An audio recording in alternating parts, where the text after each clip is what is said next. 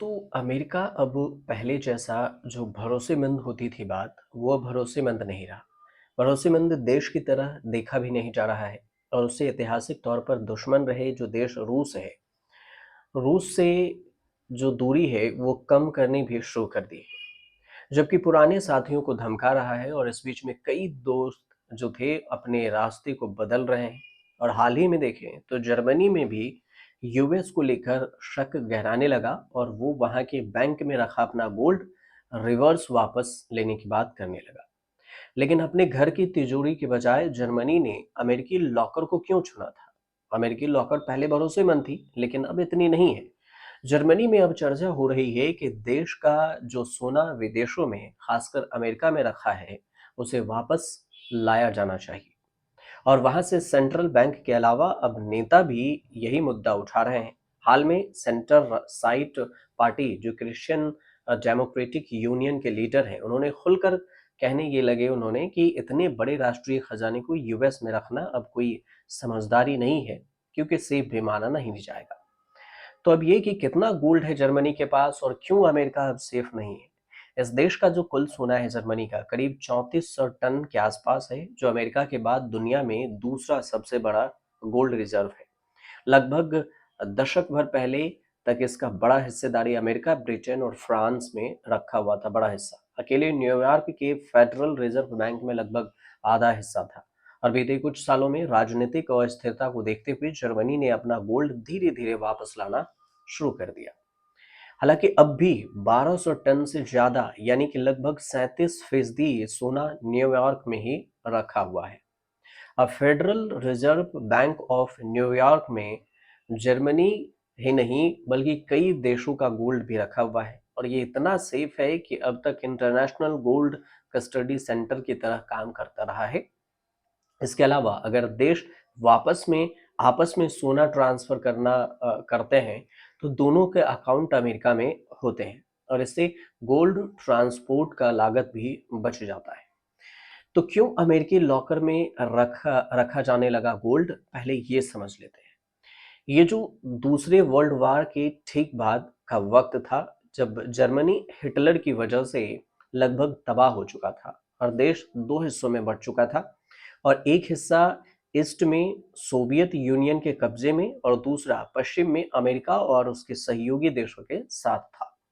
अब पश्चिमी देशों को डर था कि अगर फिर लड़ाई हुई तो उसकी संपत्ति खतरे में आ सकती है।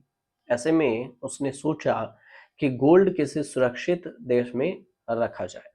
और उस समय अमेरिका दुनिया के सबसे मजबूत शक्ति बन चुका था और जर्मनी के साथ भी दिख रहा था। लिहाजा उसने अपना गोल्ड न्यूयॉर्क के बैंक में रखना शुरू कर दिया। अब इसका एक फायदा और भी हुआ था। ये जो गोल्ड रखने के जो फायदे हैं, इससे इकोनॉमी को बचाने के लिए जर्मनी भी ग्लोबल व्यापार का हिस्सा बन रहा है।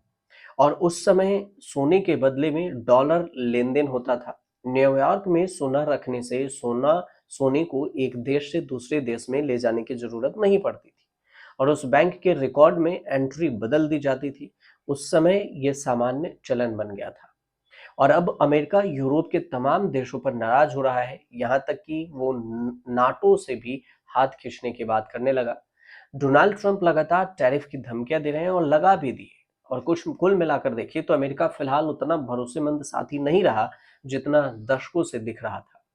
दूसरी तरफ जर्मनी में खुद स्थिर और मजबूत सरकार है और अब उसे लगता है कि उसकी अपनी तिजोरी यानी कि उसके बुडिस बैंक में सोना रखना ज़्यादा सही होगा। और ये ऐसा ही है जब बच्चा अपना गुल्लक किसी बड़े के पास रखे और वयस्क होने पर पैसों का सारा मामला खुद संभालने लगे। और इधर इस देश की जनता भी डरी हुई है कि क्या अमेरिका ने उनकी दौलत संभाल कर रखी है या फिर गोल घपले हो चुका है। ऐसे में जनता का भरोसा पाने के लिए भी वहां के दलों को लग रहा है कि उसे बचा खुचा गोल्ड भी लौटा लाना चाहिए और इस वजह से भरोसा कम हुआ। अब क्या अपना ही गोल्ड देने से इनकार कर सकता है विदेशी बैंक? सवाल ये भी है, हो सकता है कि इनकार करे, लेकिन जब कोई देश अपना सोना किसी और देश में रखता है, तो मसलन जर्मनी ने अमेरिका या वेनेजुएला ने ब्रिटेन में, तो फिर तो वो तकनीकी रूप से उस देश का होता है, लेकिन कब, कैसे और किस हालात में वापस मिलेगा, ये पूरी तरह विदेशी बैंक और होस्ट देश की मर्जी पर रहता है। अगर किसी रोज देश गोल्ड लौटाने से मना कर दे, चाहे वो इंटरनेशनल पाबंदी का बहाना ही दे दे या कुछ और, तो फिर सोने का असल हकदार कुछ नहीं कर सकता है। इसीलिए इस सोना सेफ नहीं माना जा रहा अमेरिका के पास। इतिहास में कई ऐसे मामले हैं। वेनेजुएला ने लगभग 31 टन सोना लंदन के बैंक में रखा था। जब वेनेजुएला सरकार ने सोना वापस मांगा तो ब्रिटेन ने साफ मना कर दिया, और उसका तर्क ये था कि वह वहां के राष्ट्रपति निकोलस मादुरो को वैध नेता नहीं मानता, इसलिए गोल्ड अब नहीं देगा। साल 2012 में 12 की बात है, जर्मनी ने जब अमेरिका से सोना लौटाने की गुजारिश की तो यूएस ने सीधा मना किया। मना तो नहीं किया था, लेकिन थोड़ा थोड़ा लौटाने की बात कही थी। इससे जर्मन के नागरिकों और नेताओं को शक होने लगा कि क्या उसकी दौलत वाकई में सेफ है या नहीं है। अब यही वजह है कि आजकल बहुत से देश गोल्ड रिपेट्रेशन यानी विदेशी से अपना सोना वापस मंगवाने लगे हैं, ताकि उनके खजाने पर विदेशी तालाबंदी न हो जाए। हालांकि ये भी सच है कि अमेरिका जर्मनी को मना नहीं कर सकता। जर्मनी अपने में ही बड़ी ताकत है, जो यूरोप का प्रतिनिधित्व करती है, और अमेरिका एकदम से यूरोप से दूरी नहीं बना सकता। इसके अलावा अगर उसने यहाँ डिल हुज्जत की तो फिर अपना सोना रखते आए बाकी के देश भी डरकर गोल्ड वापस मांग सकते हैं, जो कि अमेरिकी साख के लिए भी अच्छा नहीं होगा। लेकिन जिस तरह से ट्रंप टैरिफ लगा रहे हैं, उससे तो कई सारे देशों को भी शंका होने लगा है कि क्या अमेरिका की जो मूड में चेंजिंग तो नहीं आ सकती है। हो सकता है कि अमेरिका सोना देने से ही मना कर दे, फिर बाकी के देश करेंगे क्या? अगर उनके पास तो खजाने के भंडार हैं और फिर उनके पास सारा सोना भी है, बाकी देश भी रखते हैं, तो फिर अमेरिका अगर मना कर दे तो बाकी देश कुछ कर भी नहीं पाए। अब ऐसे में जैसे टैरिफ लगाया और बाकी देश हाथ पर हाथ धरे बैठे हैं, बस बातचीत से ही काम चला रहे हैं, तो कई सारे सवाल उठ रहे हैं। इसलिए सोना जो सबसे बेशकीमती हर देश का खजाना माना जाता है, उस खजाने को दूसरे देश में रखना, ये भी कितना सेफ होता है, ये भी देखना होगा।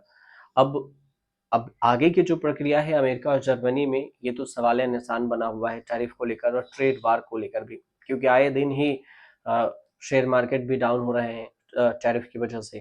कई सारी चीज हैं जिसमें टैरिफ बढ़ाया गया है, लगाया गया है। इसमें कई डिप्लोमेटिक नतीजे भी हैं।